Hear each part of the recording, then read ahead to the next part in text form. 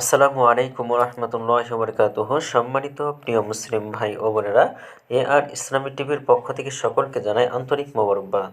আশা করি সকলে ভালো আছেন। আমি আলহামদুলিল্লাহ আল্লাহর রহমতে ভালো আছি। আজকে আপনাদের মাঝে আলোচনা করব 10 বার সূরা ইখলাস পাঠ করলে যে পুরস্কার রয়েছে। তো চলুন আমরা জেনে নিই হাদিস থেকে। সূরা ইখলাস কোরআনের 112তম সূরা, আয়াত সংখ্যা 4টি, রুকু 1টি। সূরাটি মক্কায় নাকি মদিনায় অবতীর্ণ এই নিয়ে মতবিরোধ রয়েছে। মক্কার মুশরিক বা মদিনার ইহুদিরা নবীজি সাল্লাল্লাহু আলাইহি সাল্লামকে প্রশ্ন করেছিল আল্লাহর বংশ পরিচয় কী। তাদের প্রশ্নের জবাবে এই সূরা অবতীর্ণ হয়। সূরা ইখলাস অত্যন্ত ফজিলতপূর্ণ একটি সূরা। হাদিসে সূরা ইখলাসকে কোরআনের 1/3 বলা হইয়াছে। বর্ণিত রয়েছে, একবার রাসূলুল্লাহ সাল্লাল্লাহু আলাইহি সাল্লাম বললেন, তোমরা একত্র হও, আমি তোমাদের কোরআনের 1/3 শোনাব। এরপর রাসূলুল্লাহ সাল্লাল্লাহু আলাইহি সাল্লাম সূরা ইখলাস পাঠ করলেন। সহিহ মুসলিম শরীফ।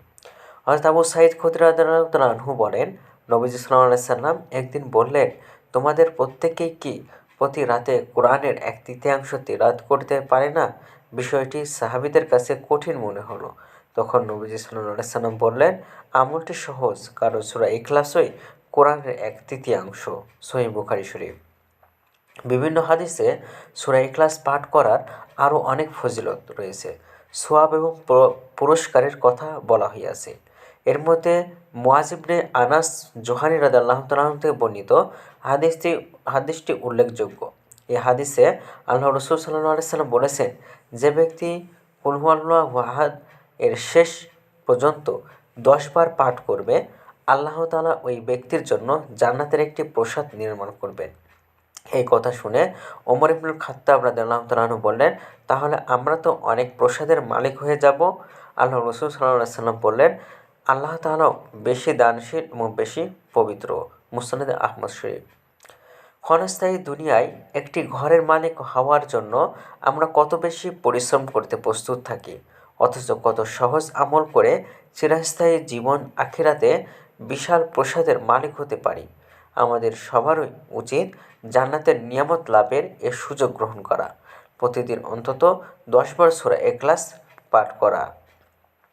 সূরা ইখলাস হলো কুল হুয়াল্লাহু আহাদ, আল্লাহুস সামাদ, লাম ইয়ালিদ ওয়ালাম ইউলাদ ওয়ালাম ইয়াকুল লাহু কুফুয়ান আহাদ।